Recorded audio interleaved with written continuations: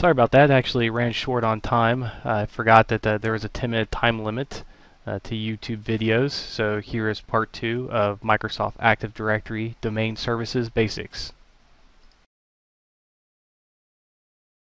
Here's the DNS management utility. As you can see here, we have the iterate dev domain and then all the unique properties that Active Directory uses to determine different things, mainly how to communicate, which is what DNS is for.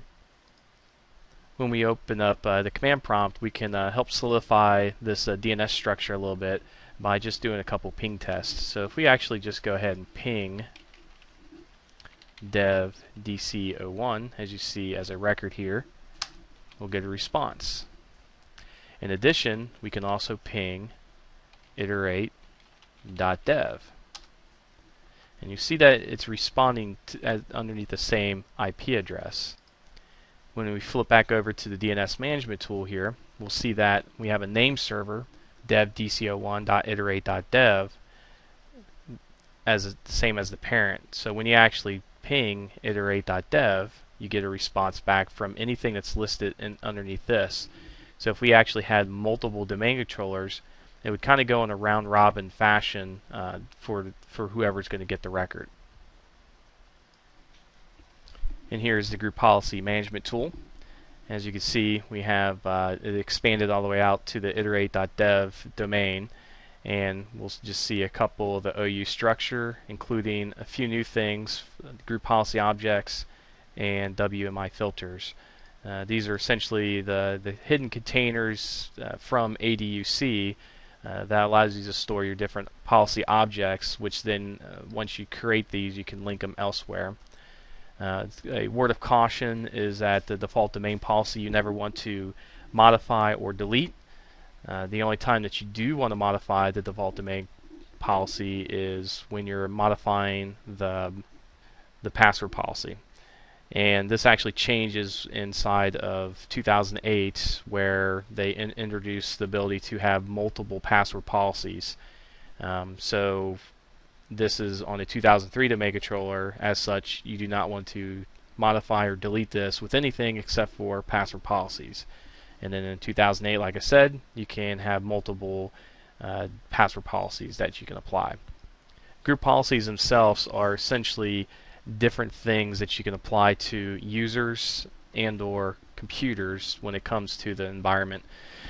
So whenever you have a person logging in, you can apply user group policies to basically, we'll say, remove the run command or limit the ability to access the command prompt or registry editing tools, also set up redirection folders, etc.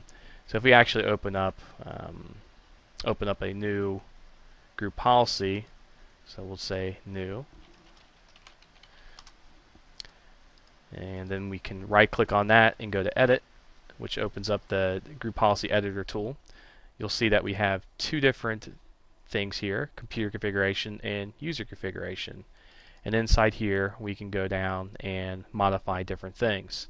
In addition, if you have have a need to manage other applications that leverage group policy, you can actually add in more templates by just clicking on administrative templates and going to add remove templates. And then from here you would just browse over to group policy templates. Should end with .adm. Some of the more common admin templates you would use would be for Microsoft Office. Finally, the two common things that we use for managing users and sometimes computers are scripts. And essentially we have two different types of scripts that are majorly used. That's VBScripts, which is this one here, and then also PowerShell scripts, which is that. I'll go more into detail on how to actually do VB scripting later on. Now getting back to Active Directory user computers, in the last slide that I was talking about optimizing your Active Directory, just wanted to cover some of the things that I'll be doing in the development environment. Essentially this is going to model after a hosted company, and we're going to have the team that manages, and then we also have the customers. Inside the customers, we're going to have individual OUs, and the first two letters is going to represent the state, dash, and then 4 numbers is going to be an account number, and then dash a name of the company. Most likely what I'll wind up doing is I'm going to be removing the spaces and commas because that is really going to help being able to do the coding.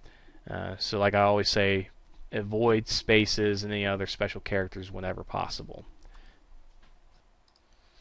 And here you actually see the modification. It's all one word essentially. And finally, once you get into the sub-OU for the company in question, we're going to have further designations of groups and users. And you can make this even more detailed by splitting out the different type of groups that you would use to manage. I'm going to be using applications, distribution groups, which is for email only, and then file security, which grants access to files. In addition to splitting out your customers into separate OUs, you're going to also want to normally separate out your servers as well into different classifications. I find this easier because whenever you use a antivirus product that allows you to set policies, what you could do is actually target the different OUs with different exclusions that are required. So it's usually a good idea to go ahead and break out your servers into separate OUs based on the roles that they play.